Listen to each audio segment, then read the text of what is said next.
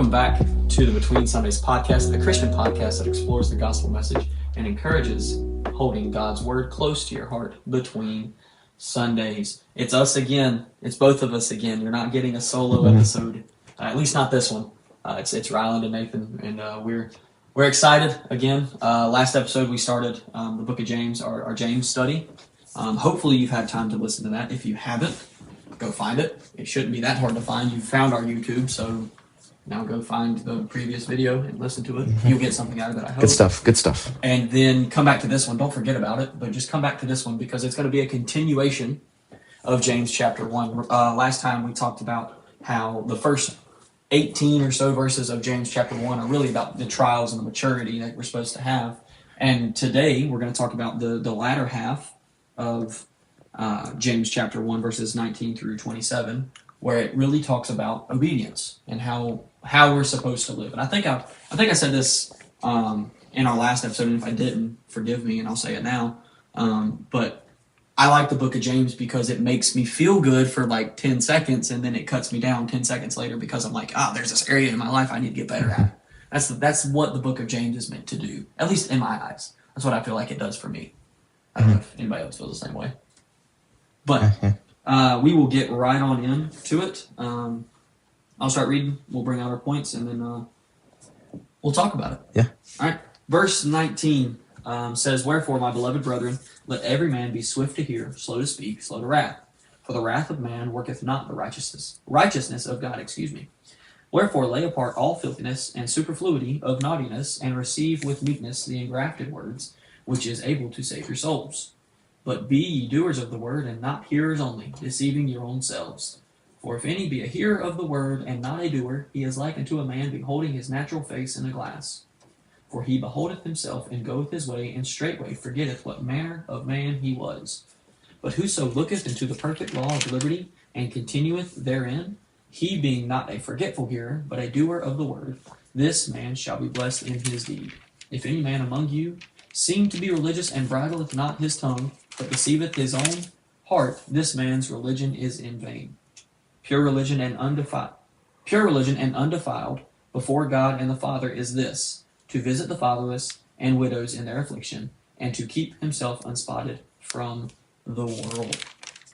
So that's the end of James chapter 1, and we'll start with our points. Really, the first point of it being that man's wrath, man's anger, is completely against the plan of God. If you are just acting out of pure hatred and spite and all these things, you have the shortest temper. I will be the first to tell you I have the world's shortest temper. It's terrible. But if I were to act out of my temper every time something happens, I'm completely against God's plan for my life by doing that. Ryland had used this example. I had a boss when I was in college. I was an RA, and one of us screwed up and did something, and it got posted on social media. And all he said in our group text was, "Not a good look." He sent whatever it was that had happened, the social media post, and then his only text after that was, "Not a good look." And Ryland had said that, and it brought that back to mind of when we act like that, when we act out of our man-made anger, it's not a good look for the Christian people. It makes the Christian people look bad. When we do things that go against what the Bible says for us or what God's plan for our life is, it makes the Christian people look bad. Yeah. Well, and, my point is that anger does not come from God. Anger, I think, is a natural emotion. Frustration is a natural emotion. If I go stub my toe, I'm probably going to be frustrated. But again, there's no point in for me to act out in anger and then let that stub toe. I'm not going to go cuss out my mom 10 seconds after that just because I stubbed my toe. Or I'm not going to get a bad grade on a test and then go home and be a whiny baby to my mom and dad. It's not how that works. Again, we talked in the first episode about when you feel temptations to sin, when you feel the desire to sin, cut that off. And I think it's the same thing here. When you feel like you're being enraged, when you feel like you're getting frustrated at something, just pray to God and say, "God, something's building up inside me and I don't like it, and I don't think you would either. So just take it away from me. Help me to get through this. Like, let the Lord be your filter. Yeah. I mean, my Bible says, quick to listen, slow to speak, and slow to anger. So James is telling us, he's telling us, like, hey, sometimes it's just best to shut up. Mm-hmm. It's best to keep your mouth shut because you don't know the full story. Mm-hmm. You don't know what's going on, and you're just speaking out of anger. You're letting yourself run your mouth instead of letting the Lord speak through you. Yeah. And so be quick to listen, slow to speak, and slow to anger. For human anger does not accomplish God's righteousness. Again, we talk about it's not a good look. Not a good look for God. Yeah. And then I like what verse 21 says. It says, Wherefore lay apart all filthiness and superfluity of naughtiness, and receive with meekness the engrafted words, which is able to save your souls. It's a lot of just saying, hey, you got to take off the old parts of you. Right? When you got saved, this new life moved in. For lack of a better term, this new life moved in. When you got saved, when you accepted the Lord Jesus into your life, a new life was established, right? Like your Christian life started. And too many times we pick up the parts of the old that we liked and we're like, ooh, like I think I could wear that again. Like that would be cool to wear. Mm-hmm. And we run around with it and then we're like, well dang, how did this happen? Yep. It's because we're still just picking up those old things and messing around with them. And we know we shouldn't. Yep. And again, it's not meant to be a Lord hates you moment when he puts you through something. Sometimes he's putting you through something to say, hey, that part of you, that's still the old. You've got to take all of it off. You can't just walk around with, if I wore shoes that were 9 sizes too small, my feet would hurt all the time. So I don't wear shoes that are 9 sizes too small. I wear shoes that fit my feet. Same thing goes for your Christian life. Hey, you can't be walking around in the old shoes that you used to wear. You got to put on shoes that fit your feet. Right. You got to put on something that works with what the Lord wants for you. Mm-hmm. And then that's good. Jumping down into verse 22 and really running until verse 24, it talks about, hearing versus doing the word. Mm-hmm. But be doers of the word and not hearers only, deceiving yourselves. And something that really stuck out to me is the phrase deceiving yourselves actually pops up quite a bit in this little section here. We talked in the previous section about how Satan deceives you very easily, but you can deceive yourself probably easier than Satan can deceive you. If you're going around, you're tricking yourself into thinking that what you're doing is okay, that this anger that you're speaking out of, this wrath that you're enforcing onto people is okay, then you're deceiving yourself. Me and Nathan actually talked about this just a couple minutes ago before we got on here. Like if you're going to church and you're in one ear out the other, you might be super into it. You might be that number one churchgoer, right? That might be what people think of you. But then if you go Monday to Saturday and you live a sinful life and you're not acting out what you heard in church, and then you go into church that next Sunday, you're hearing it, you're into it, but again, in one ear out the other. And I think that's where it doesn't stick. Mm-hmm. I used to read the Bible back when I wasn't really, I don't know how to say it, back when I wasn't as locked in as I am now with the Lord. Like I used to read the Bible and then none of it would stick. Mm-hmm. And I think the reason that is because I wasn't acting it out constantly. Yeah. The best way to let the word stick, to let it resonate, and to remember this, like I see videos of pastors on TikTok and on social media, people asking questions and they immediately pull out scripture. Mm-hmm. And that is so fascinating. And I want to get to that point. But again, I don't think that comes like this truly just intertwinedness with the word doesn't come unless you act it out constantly. Yeah.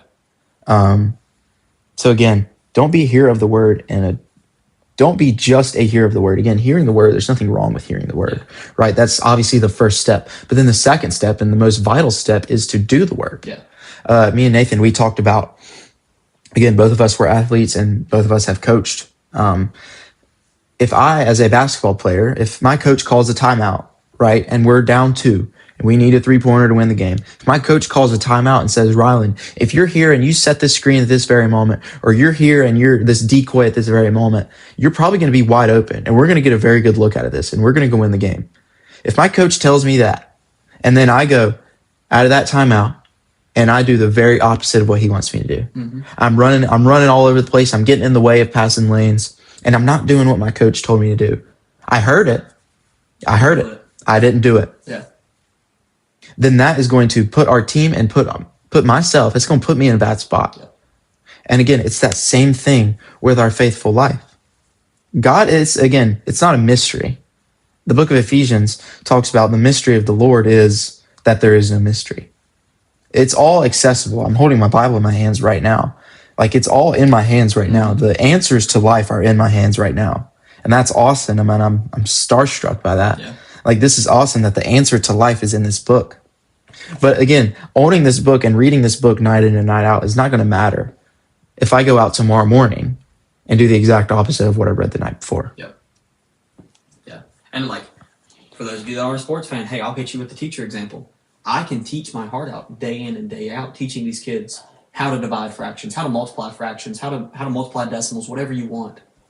But if they aren't doing what I tell them to do, right? I'm teaching them the steps. And if they don't do it and then they fail the test, it's no longer on me. I taught them. I told them what to do. They didn't do it. So it's on them. And I think, again, we go back to it's not a good look for the Christian people when you, right, just like Rylan talked about, hey, it's not, if he does the exact opposite of what his coach tells him to do and they end up losing, not only does he make himself look bad, but he makes the entire team look bad because now the only thing that people remember is that they lost the game. Mm-hmm. That's all they remember. Right. They don't remember that, oh, well, such and such scored 30 and, we still lost. All they remember is, oh, y'all lost. Yeah. That's it. Yeah. And so when we are being just a hearer of the word, when we're just, sitting, being a roster filler, I use that all the time, being a roster filler for the church, right? Just sitting there, taking up a pew space, hearing the word. I hope wherever you're going to church is preaching the word. If they're not, find you a new one, right? Because you're called to be in a good Bible-believing church. But if you're just sitting there taking up space, listening to what the preacher has to say, listening to what the Sunday school teacher has to say, and not applying it, when you act like an idiot, when you act spiritually immature, we talked about being spiritually mature in the last episode. When you act spiritually immature, you make everybody look bad. You make the entire Christian population look bad because that's now how people see Christians, right? I've had conversations with people before of, oh, well, Christians are just so judgmental. Not every Christian is judgmental. That's one person being judgmental, and then the person now connects, well, Christians are judgmental. Mm-hmm. That's what they connect. Yep. And so when you act like that, when you are just a hearer of the word and not a doer, that's what people take away from it. They take away that, oh, well, everybody that goes to such and such church, that's how they are. That's how they are. Mm-hmm. And again, we don't want to make the Lord look bad. We don't want to misrepresent the Lord. I pray that all the time. I'm like, Lord, don't let me be a misrepresentation of you. Don't let me act any way that would show someone something other than what you actually are. Right. And again, we go back to verse 5 of James chapter 1. If we lack it, ask for it. If we lack being the ability to really portray the Lord the way that he's supposed to be portrayed, pray for it. Ask for it. He'll give it to you. He will. He wants to give it to you. In fact, like that's the part that I think people miss out on, is that he wants to give it to you. He wants to help you not just be a hearer of the word. He wants to help you be a doer. But you've got to put that effort in. You've got to be the one doing what he's called you to do. You can't just sit there All right. and wait for it to come to you. You've got to go. Mm-hmm. You've got to go do something with it. Yeah. And I think that we had brought this up. Verse 24, it says, for he beholdeth himself, into verse 23, and I'll just read all of 23, sorry. For if any be a hearer of the word and not a doer, he is like unto a man beholding his natural face in a glass. For he beholdeth himself and goeth his way, and straightway forgetteth what manner of man he was. So I referred to it as, you wake up, you look in the mirror, and you realize your hair's a mess, but you're like, I'm not going to fix my hair. I'm just going to walk out the door. I'm just going to go do whatever I got to do. And someone's going to make a comment about your hair being a mess. It's going to happen. And if you just burr up and get mad because someone said, oh, dude, your hair's a mess, you did it to yourself. You've done it to yourself, right? Just like Rylan talked about, hey, you can deceive yourself. You can deceive yourself into thinking, man, that looks great. Man, my hair looks good like it is. I'm just going to walk out. Mhm. I was notorious when I was little for wearing like 14 different shades of the same color. I used to deceive myself into thinking that looked good, and then I would get upset when someone told me it didn't. The same thing happens in our Christian life when we're spiritually immature, when we're not being obedient to the word. When someone calls us out on something, the first thing we do is get upset with them. Because we're like, dude, don't tell me that. Yep. Don't tell me that. I don't want to hear that. Yep. And then I like down in verse 26, where it says, if any man among you seem to be religious and bridleth not his tongue, but deceiveth his own heart, the man's religion is in vain. So if you're out there and you can't control your tongue and you can't, do the things that the Lord's called you to do, and you have a hard time with that, again, this whole thing we've talked about how it's not a good look for the Christian people. Mm-hmm. It's not good. It's not a good thing. And I think, we have let things kind of go by the wayside too long of being, well, that's just who they are, right? Well, I'm a preacher, but I also, cuss people out because that's just who I am. That's my nature. That's who I am. No, that's not your nature. You're just doing that. You're just choosing to do that. You're just choosing to sin. You're choosing it. Yep. Actively choosing it. Yep. So you're spiritually immature. Yeah. And something that I think a lot of people, and even like the most stout Christians, they confuse the definition of controlling their tongue or having a bad mouth. Mm-hmm. Having a bad mouth doesn't mean, or controlling your tongue doesn't just mean you don't cuss. Don't get me wrong, that's probably the number one sin people deal with. Yeah. Like, I can't go into school and have a conversation with my friends without hearing the F word. Mm-hmm. And it's sad. But I used to fall victim to it, But controlling your tongue goes way beyond cuss words.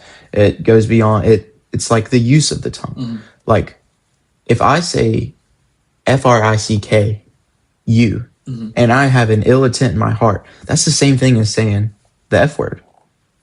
Yeah. Or if I'm going and using my tongue and I'm diminishing people, yeah. if I'm downing on people, if I'm roasting people, whatever it might be, if I'm insulting people, that falls in that same category of having a bad tongue. And that means your religion is in vain. Your religion is useless. Yeah. And you're deceiving yourself.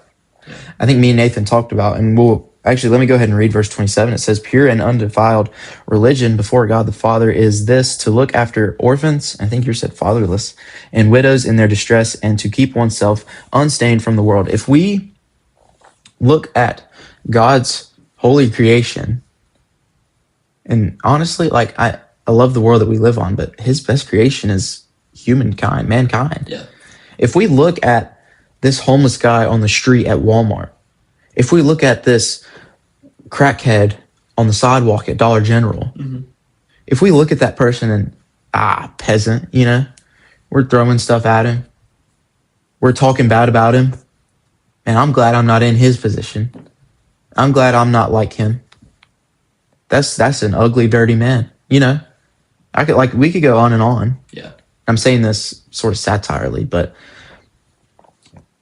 if we're using our tongue and if we're talking down and we're looking bad on the Lord's creations, that goes hand in hand with looking bad at the Lord. Yeah. And we're talking down on the Lord. Why would you create this, God? This thing's ugly. This thing serves no purpose. It's a waste of oxygen, Lord. So why would you create this? Yeah.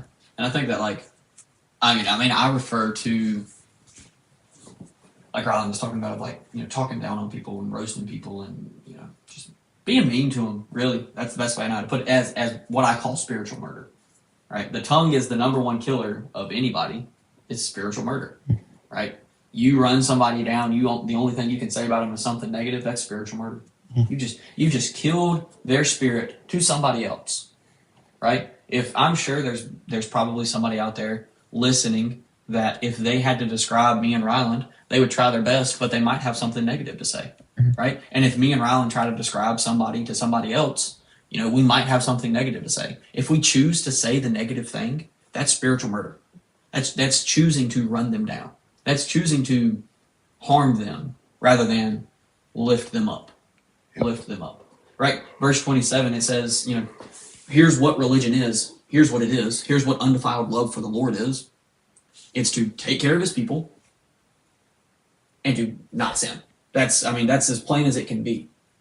Right? Yes, I know it says to take care of the fatherless and the widows. Yes. But also, you could put anybody in that. Mm-hmm. You could put anyone in there. The whole main purpose of religion, the whole main purpose of following the Lord is to take care of his people and to keep yourself from sin. That's it. Yeah. I mean, it's not, some like 9-step process that you got to go through. It's not some big, long self-discovery journey that you have to do. Right. It's literally just take care of his people and don't sin. Yeah. Don't. When I think going on to this part of take care of your people, take care of his people, excuse me, like we don't want to share the word to people we don't feel comfortable around. Yeah. We, again, like if we see a homeless guy on the street and he's like, dude, I need Jesus, I might not, and that's super bad of me. But again, I don't feel comfortable around him. Yeah. So why would I talk to him? Why would I share the gospel to him? I'm fine with sharing the gospel to Nathan or Nathan's wife or my friends or my parents. I'm fine to talk to them about that because I'm comfortable around them. But we've got to go make disciples of all men. Yeah. Again, there's no restrictions on who we should go and spread the good word to. Mm-hmm. Well, I think like this summer I had a really cool experience. Me and my wife were we were in Winston and we were driving around and we saw this homeless guy and a dog. And so, Courtney's a big lover of animals, and so so am I. But she was very tore up. She was like, "Man, that dog probably doesn't have anything to eat." So we were going and we stopped in somewhere and we got the dog some dog food, and we were trying to find this person and we couldn't find them.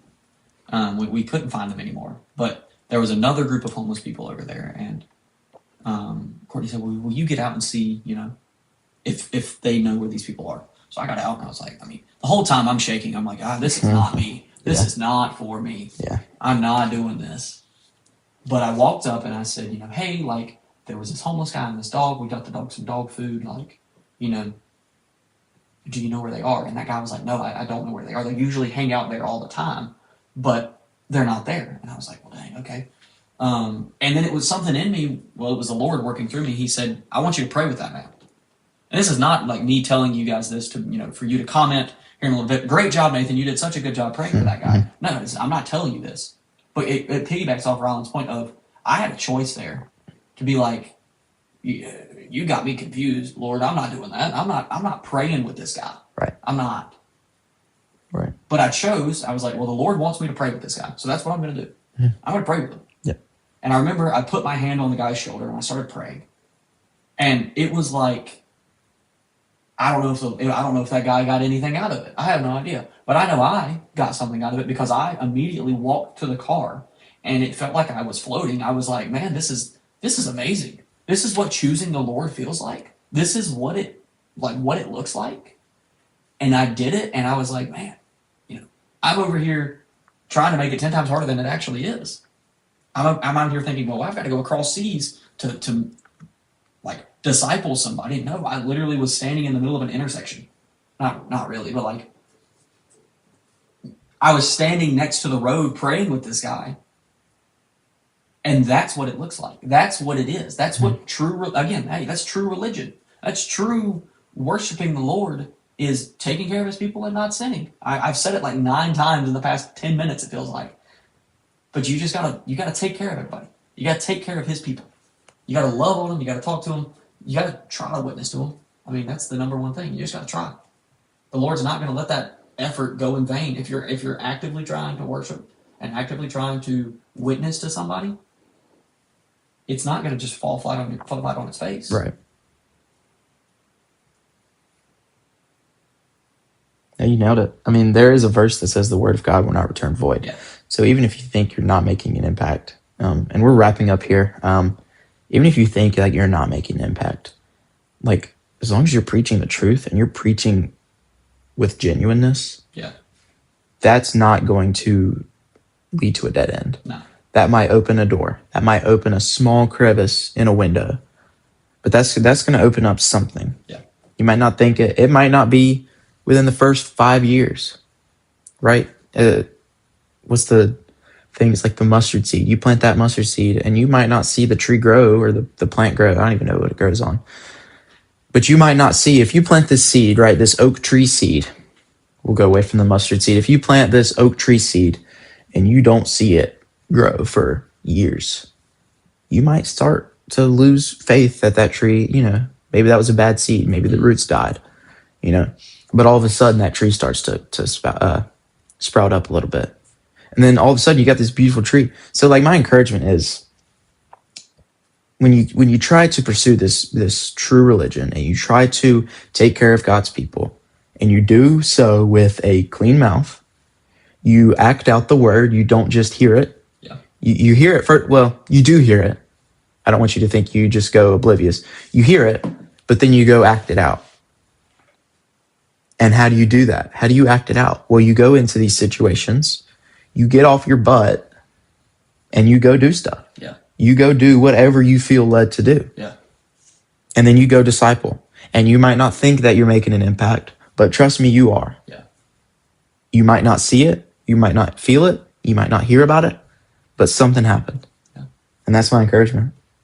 I think you nailed it. Mm-hmm. I was going to try to say something, but then the more I tried to think about it, I was like, yeah, no, I can't follow that up with anything. That was good. This has been the Between Sundays podcast. We hope you've enjoyed it. Tune in next time. We'll be in James chapter 2. Yeah. Looking forward to it. Looking forward to it. Again, if you've made it this far and you haven't listened to the first part of James, go find it and listen to it. Or if you haven't listened to anything else. Yeah. We've done a Christmas study. Yeah. I mean, you're probably listening to this not in Christmas time, but we've done a Christmas study. That's been fun. It's been good. But yeah, we hope that we'll see you next time. Yeah. Thank you guys.